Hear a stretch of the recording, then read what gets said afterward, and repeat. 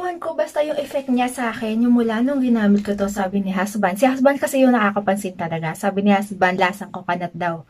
Ang glutathione content kasi nitong Laxen ay 950 mg.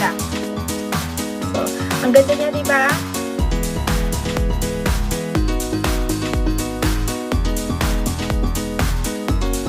Ano yung gagawin nating review dito sa dalawang supplement? Tatlo lang yung ginamit ko.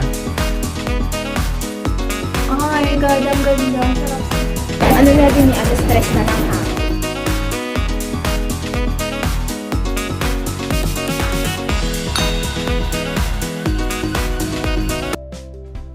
Hello my love, it's me Ganda ng Pilipinas sa Espanya. Welcome back sa aking channel. So for today's video, ipapakita ko sa inyo kung ano nga ba ang feminine wash na ginagamit ko ngayon. I-share ko sa inyo kung ano yung aking honest thoughts about sa product na ginagamit ko ngayon. Pero bago tayo mag-start, kung bago ka sa channel ko, please subscribe to my channel and click the notification bell para updated ka pang may bago akong uploads. Kung gusto nyo malaman kung ano ang aking honest thoughts about sa product na ito, please keep on watching. Ang i-review natin ngayon ay etong, actually nagdalawang isip ako na gawin ito kasi nga usapang, personal. Pero sige, kasi gusto ko yung naging effect niya sa akin, kaya isi-share ko to sa inyo para naman makatulong ako dun sa mga naghahanap. Para dun sa mga taong naghahanap ng perfect na panghugas para sa ating mga private area. So, para din to dun sa mga taong irritated sa mga ginagamit nila ngayon. Okay, so ipapakita ko sa inyo ng malapitan yung product para mas mabasa rin ninyo yung mga sasabihin ko. So, ang pangalan ng brand ay Carefree. So, alam naman natin na trusted brand ito para sa feminine wash. So, ito yung bago nila na Duo Effect na Daily Intimate Wash. Then, ang ingredients niya ay aloe vera and green tea. Then, yung kanyang pH balance ay perfect kasi importante sa ating mga babae na ang mga ginagamit nating panghugas down there ay pH balance. Then, at saka malaki to, 200 ml. Then, sa likod, yan yung nakalagay sa likod yung kanyang mga ingredients kasi nakaibang language siya eh. So, then, nakalagay kung saan siya manufacture. So, made in France siya, guys. Okay, so going back tayo sa kanyang packaging. So, kung bibili nyo ito, hindi ito nakalagay sa box, ganyan mo lang siya na mabibili. Then, dito sa kanyang clip ay walang nakalagay na sticker. So, ganyan lang siya talaga, ganyan lang. Pero okay lang yon as long as na binili mo siya sa mga trusted stores dito sa Spain, okay lang yon, safe pa rin yon.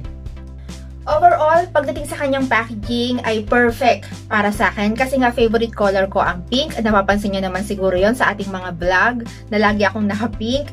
Then, malaki siya para sa isang feminine wash. Malaki to kasi nga 200 ml and matagalang gamitan na. Then, ang kanyang texture ay gel-like. Hindi ko lang alam kung nakikita nyo. Kasi puti siya. So, ayan o. May lumabas na sa kanyang Gel-like siya. Ayan, may lumabas na. And, very light lang yung kanyang amoy. Hindi siya matapang na tulad ng ibang feminine wash. Kasi yung amoy nito ay hindi tulad ng usual na amoy ng mga feminine wash na mabibili mo. May nagamit na kasi akong ganun eh. Hindi siya amoy feminine wash kung aamin mo.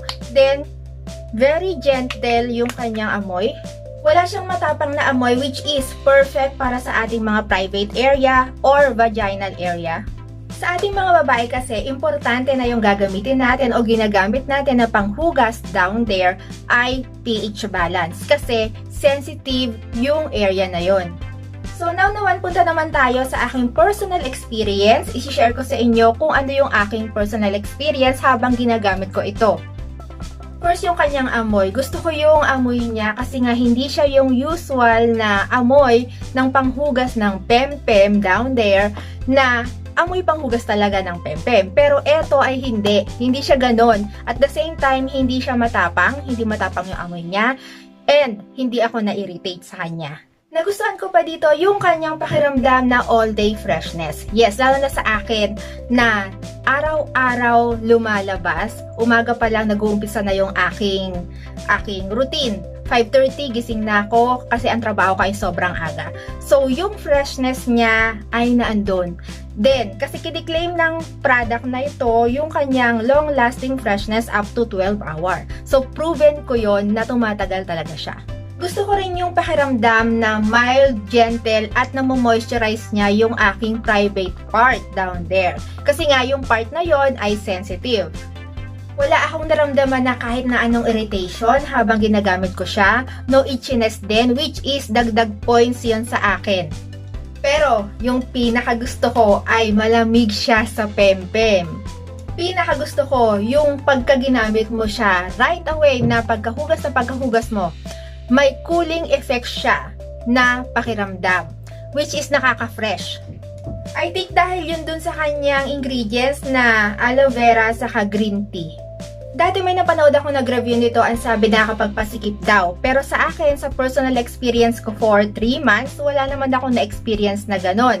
Na tulad ng sinasabi niya, normal lang, pero okay lang din. May isa pa ako isi-share sa inyo kasi nga, medyo alanganin akong i-share kasi private na usapan siya kasi actually nanggaling siya kay husband. So, sabi ni husband, lasang coconut daw. Hindi ko nga alam kung totoo ba yun o ano, basta lasang coconut daw. Tapos, unlike yung sa color niya dati, nag-iba daw ngayon. Yun yung sabi ni husband. Actually, review niya yun para sa product na to. Kasi nahihiya siyang humarap sa camera. Saka mula nung ginamit ko ito, parang laging high si husband. Ewan ko, basta yung effect niya sa akin, yung mula nung ginamit ko to, sabi ni husband. Si husband kasi yung nakakapansin talaga. Sabi ni husband, lasang coconut daw. Kasi si husband yung nakakita siya yung nakakita. Kasi hindi naman ako yung tipo ng babae na tinitingnan ko yung private part ko na nakaharap sa salamin. Hindi ako ganun So, mas nakikita ni husband kung ano talaga yung nangyayari sa private part ko.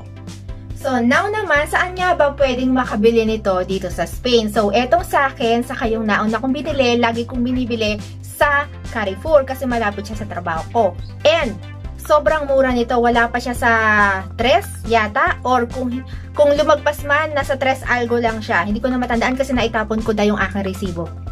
And take note, sobrang tipid nito. Kasi yung isang tube na ganito na merong 200 ml, pwedeng tumagal sa'yo ng 2 buwan. Minsan 3 buwan pa. Depende yun kasi sa paggamit mo. Kasi yung sa akin kasi ang ginagamit ko ito, konti lang ang kailangan ko para makapaghugas ako So, konting-konti lang talaga. Kasi mabula to Sobrang bula niya. And, sabi ko nga kanina na proven ko na tumatagal siya ng 12 hours talaga. Yung kanyang freshness. Then, pag-usapan naman natin ang safety. Kasi since mabibili mo ito sa mga beauty stores, alam natin na kapag ka mabibili mo sa mga beauty stores, FDA approved na yon. Ibig sabihin, pumasa yan sa mga dapat niyang pagdaanan bago madala o mapunta sa mga beauty stores. And since FDA approved siya, makakasiguro tayong mga babae na safe yung mga ginagamit natin, lalo na sa ating mga babae na may mga private area tayo na sensitive.